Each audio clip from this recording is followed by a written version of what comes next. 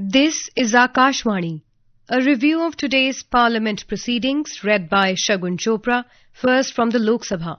Writer is Asim Kamal of PTI. The Lok Sabha was adjourned today, drawing to close the first part of the budget session and will now reassemble on March 9th. The 3-week recess period will allow standing committees to examine allocations to various central ministries given in the union budget. The first part of the budget session began on January 28 with the address of President Draupadi Murmu to a joint sitting of the two houses, and the budget was presented on February 1st.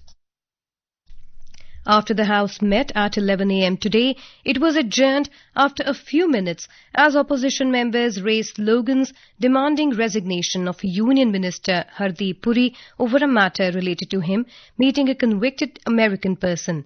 Union Minister Puri had on Wednesday said in response to the opposition's allegations that he had met the American man on a few occasions. But his conversations with him had nothing to do with the crimes in which the man was involved. As soon as the House met, presiding chairperson Sandhya Rai informed the House about the demise of former MP Dr. Bhagwan Das Rathod, and members observed a moment of silence to pay tribute to the departed former member. Rathod was a member of the 6th Lok Sabha from the Haridwar constituency of undivided Uttar Pradesh and of the state's Khurja constituency in the 9th Lok Sabha. Following this, as soon as the chair began question hour, members of opposition parties,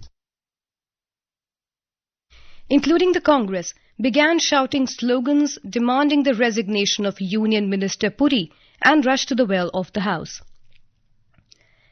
Meanwhile, Congress MP Ujjwal Raman Singh asked a supplementary question, which Health Minister J.P. Nadda answered amid the uproar. The Health Minister said that no case of death related to the consumption of codeine-based cough syrup has been reported from any state. Nadda said when no deaths have occurred due to codeine toxin, the question of compensation does not arise. Regarding the question of a CBI investigation into the matter, he said, how can a CBI investigation be demanded when no deaths have occurred? Krishna Prasad Teneti of the Telugu Desam Party asked the government if it has plans to introduce a policy to recall defective and contaminated medicines from the market. In response, Nadda said that medicines are inspected, and if any medicine is found to be substandard or unfit for human consumption, it is recalled as per a process. With the opposition sloganeering continuing, the House was adjourned till noon. When the proceedings of the House started at 12 noon, the presiding chairperson Sandhya Rai got the necessary papers placed on the table of the House and then adjourned the House till March 9. During the first part of the budget session, the Lok Sabha witnessed dramatic scenes and repeated adjournments from February 2 afternoon after the chair disallowed Leader of the Opposition Rahul Gandhi to quote from the excerpts of the memoir of former Army Chief M.M. Narvane relating to the India-China conflict of 2020. The House witnessed noisy protests and dramatic scenes in the coming days, leading to the suspension of 7 Congress and 1 CPI member from the House for the remainder part of the budget session for unruly behavior, including climbing on tables of officials and throwing torn papers at the chair. Due to the opposition's protests, Prime Minister Narendra Modi was unable to respond to the discussion on the motion of thanks to the President's address on February 4th. In an unprecedented move, the motion of thanks was passed on February 5th without the Prime Minister's customary speech. The Speaker of the Lok Sabha read out the motion of thanks to the President's address, which was passed by voice vote amid sloganeering by opposition members. With Gandhi insisting on speaking before the House took up debate on the union budget, the House again saw uproarious scenes leading to frequent adjournments. An anguished Birla had told the House that disruptions wasted 19 hours and 13 minutes of the House time till last week. Later, participating in the debate on the Union Budget, Gandhi accused the government of failing to protect India's interest while signing an interim trade agreement with the United States. Finance Minister Nirmala Sitharaman countered the allegations levelled by the LOP, saying it was the previous Congress government which sold the country to the World Trade Organization. A bill to amend the Industrial Relations Code with an aim to bring legal clarity was passed by the Parliament in the first part of the session. The bill would help avoid any future unwarranted complication over the continuity of certain laws replaced by the Industrial Relations Code of 2020. It is the first bill to be introduced and passed by the Parliament in the budget session. The budget session will conclude on April 2.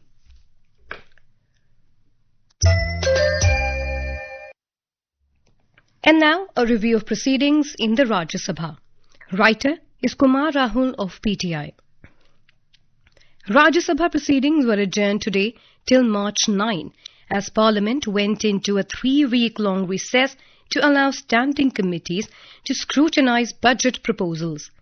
The Upper House met for 0 hour at 11 and was adjourned at 1 p.m. after the scheduled question hour. The first part of the budget session began on January 28 with President Draupadi Murmu's address to a joint sitting of the two houses. Finance Minister Nirmala Sitharaman presented the Union Budget for the financial year 2026-27 in the Parliament on February 1, 2026. During 0 hour, the government informed Rajya Sabha that instances of stubble burning have been steadily declining, especially in states like Punjab and Haryana. After the launch of the Crop Residue Management CRM scheme, under which machines are provided to farmers at subsidized rates, Agriculture Minister Shivraj Singh Chauhan said that stubble burning is not the only cause of pollution, as scientific studies have established that it contributes no more than 5% to pollution in the Delhi NCR region, even during winter.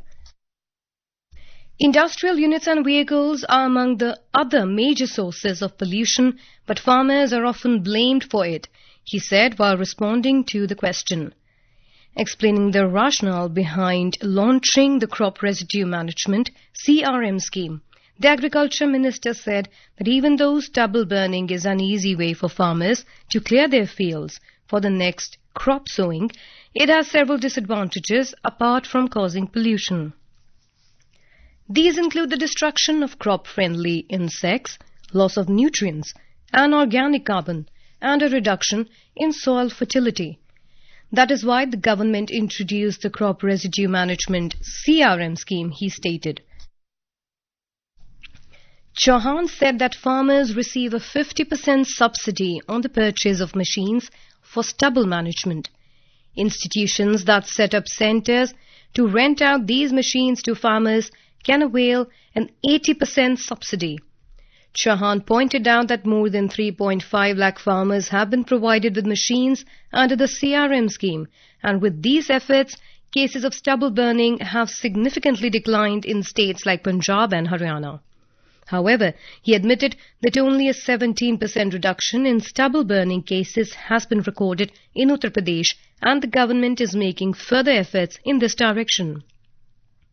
Responding to questions regarding the decline in the production of pulses in 2024-25, he said that the government is working with agricultural scientists to develop high-quality seeds for better crop yields. He added that extreme weather conditions also impact crop production. According to Chauhan, production of pulses has increased over the years. While in 2016, India was the largest importer of pulses with the use of technology, improved seed varieties and better facilities for farmers, the country witnessed a Dalhan revolution. As a result, the production reached a record high of 2.70 lakh tons in 2021-22, he said. Replying to a query on moong production in Madhya Pradesh, Chauhan said that it has increased, with over 20 lakh metric tons of moong now being produced in the state even during the summer season. During 0 hour, Aam Aadmi Party AAP leader Sanjay Singh demanded that the government recruit young men who have cleared the examinations for enrollment in the armed forces and called for an end to the practice of soldiers being made to serve senior officials.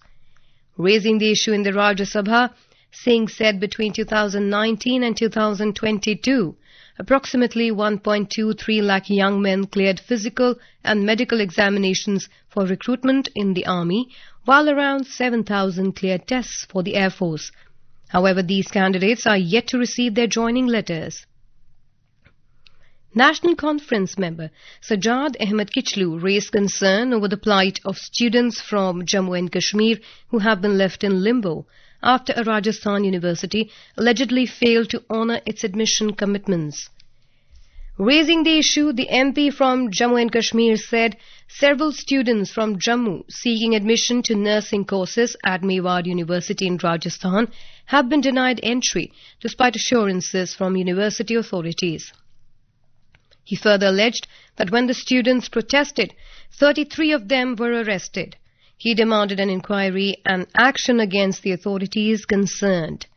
Kichlu also flagged another case involving Shri Mata Vaishno Devi Medical College in Katra, where he claimed 50 students selected on merit have been affected after the college was shut down. DMK member Rajati raised concerns over the declining water supply to the Ponniyar River and urged the government for immediate intervention to address the agrarian distress in the region. She drew attention to a proposal to augment water supply to Ponniyar through a pumping system. The MP said if this plan is implemented, it will benefit farmers across hundreds of villages and restore water supply to the region. The Rajya Sabha MP highlighted that water flow in the river has decreased significantly in recent years due to recurring floods. This has left farmers in the area grappling with acute water scarcity. To address the crisis, Rajati urged the Union Minister for Jal Shakti to expedite approval and implementation of the proposed project to provide relief to the affected farming community. Derek O'Brien of TMC asked the government to come out with a legally enforceable universal basic minimum wage for workers across sectors. The TMC member said 1 in 3 youth are not in employment and there is no minimum wage flow even for those who have jobs. He said the national wage flow effectively stagnated at about 176 rupees a day. He emphasized that low wage depresses consumption and locks workers into poverty.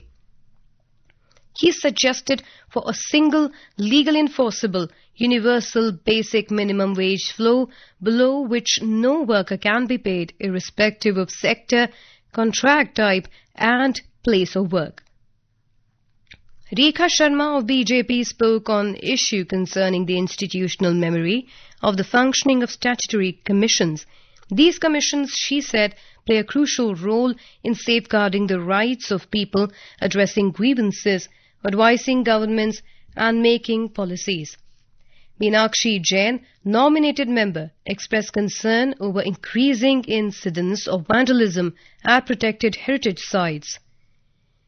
Chaudhry Muhammad Ramzan of National Conference expressed concern over threat to Kashmir's horticulture industry due to harmful agrochemicals and apple imports. Many times poor and financially weak people are in jails due to not being able to pay the amount of bail, whereas a convicted person is able to vote, Kadari said, terming the situation contrary to Article 326 of the Constitution. Bhagwat Karat of BJP stressed the need to divert water flowing into the Arabian Sea, approximately 100 TMC annually, to Godavari and Krishna basins to address Marathwada's water crisis. K. Lakshman of the same party praised the Pradhan Mantri Vishwakarma scheme for crossing 30 lakh registrations by 2025, 3 years ahead of target. He also urged the government to launch a second phase. That's all in the Parliament Review.